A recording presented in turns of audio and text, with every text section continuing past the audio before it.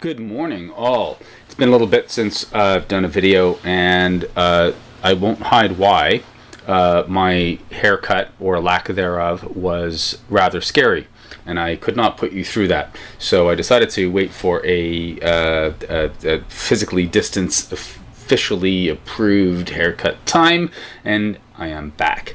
So I wanted to talk about the acceleration of digital transformation in this look towards a post-pandemic world.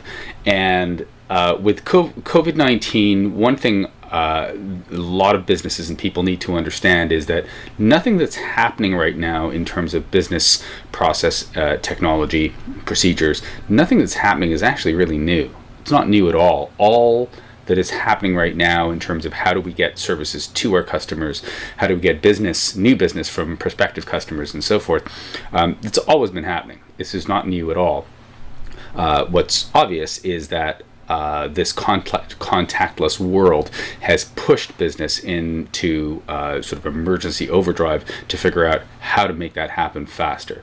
And of course, this is also spurred by the fact that their very customers are physically distant and they can't reach them. So we have two different habits that are happening at the same time. So ultimately, as an example, curbside pickup.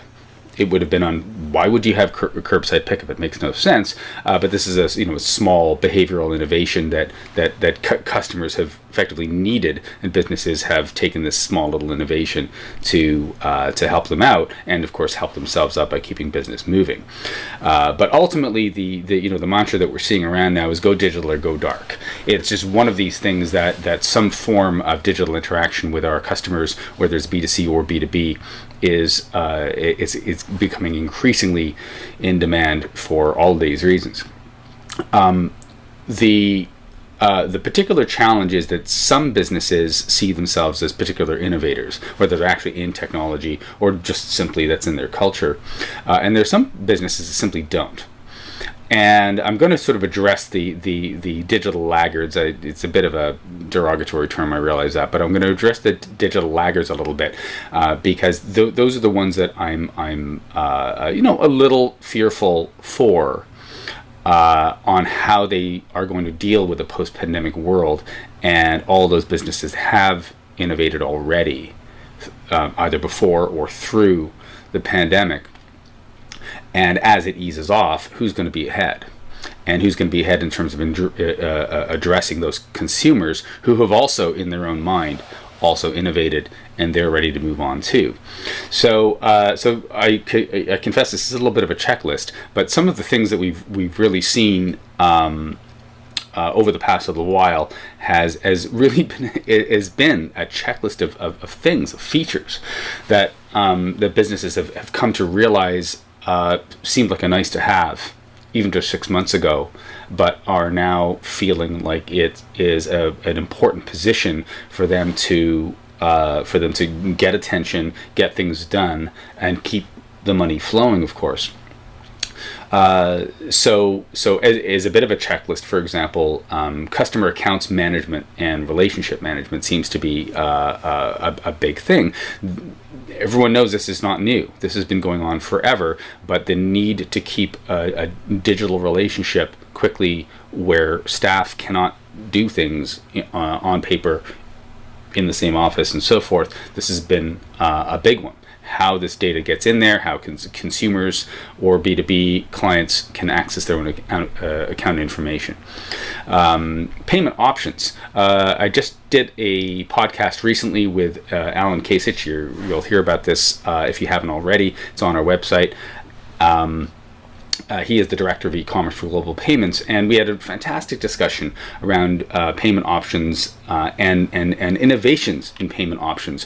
Whether you are a business looking for potentially trying to evolve an ongoing recurring or residual relationship with your customers, maybe this is something you never thought of before, but residual payments they're not difficult to get involved with. It does require some setup, but that's possibly a way for some businesses to bolster their revenue by encouraging a recurring relationship with their customers.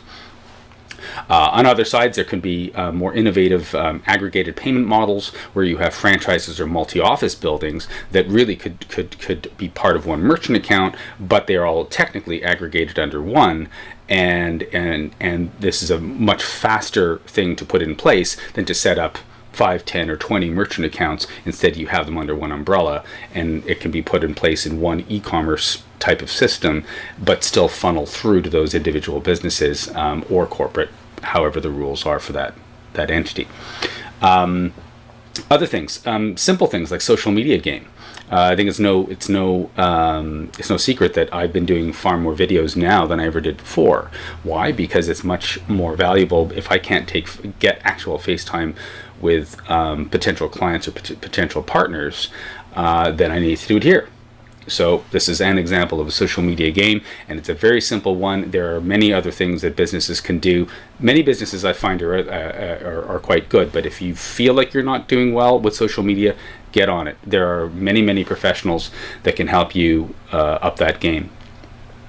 B2B sales and account channels. This one I find is the most interesting because it has been the most neglected.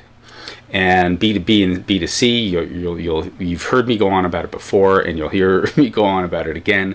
But a B2B relationship, this e-commerce side of business, and we really shouldn't call it e-commerce anymore because it's just commerce, it's been going on for a while, but it's also been ignored for quite a while. And that B2B relationship is different than your B2C relationship.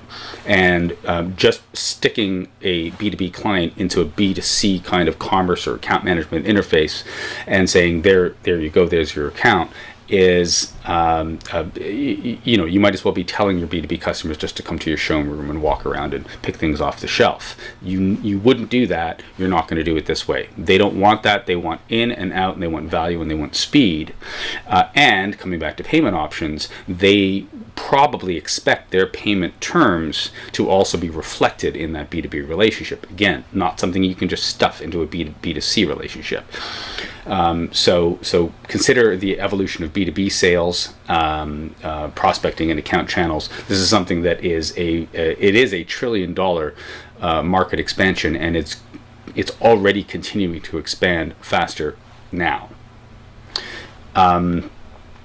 Digital workflow automation. Workflow automation has been going on forever, but a perfect example of why post-pandemic world is going to be so important for workflow automation is what are you trying to do? You're trying to keep your staff safe. You need to get the product out there, or the reports out there, or the work done as quickly and efficiently and accurately as possible to service those clients and to meet their expectations. But you can't have 5 people in the same room, or you're trying not to have 5 people in the same room, and you don't know when that's going to end.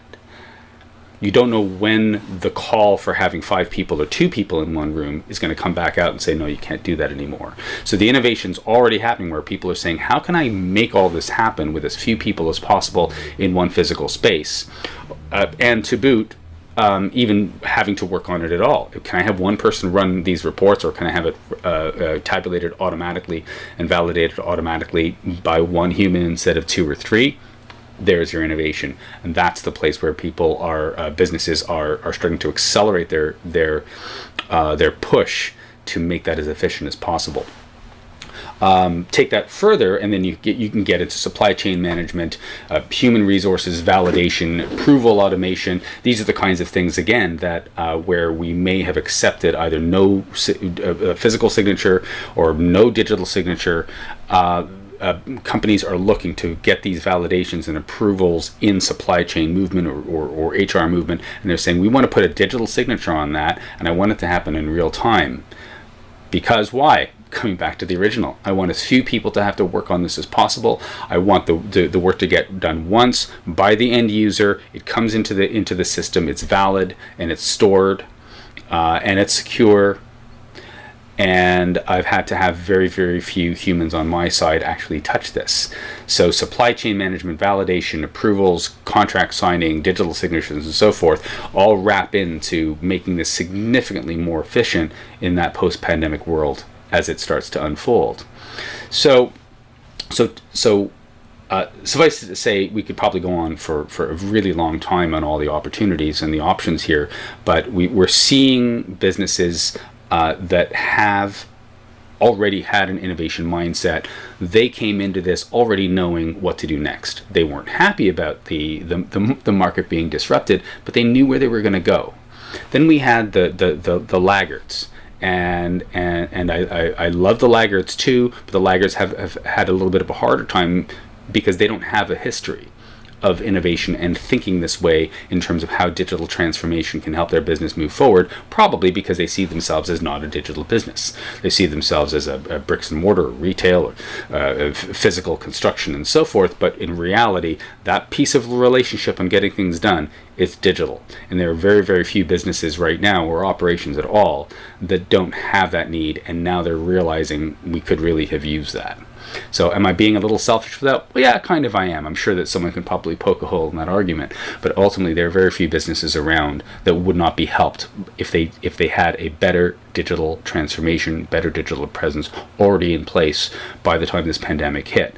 And it's to them and it's to everyone that I'm encouraging to think of, how do you see the post-pandemic world happening and how you're going to get your customers from then.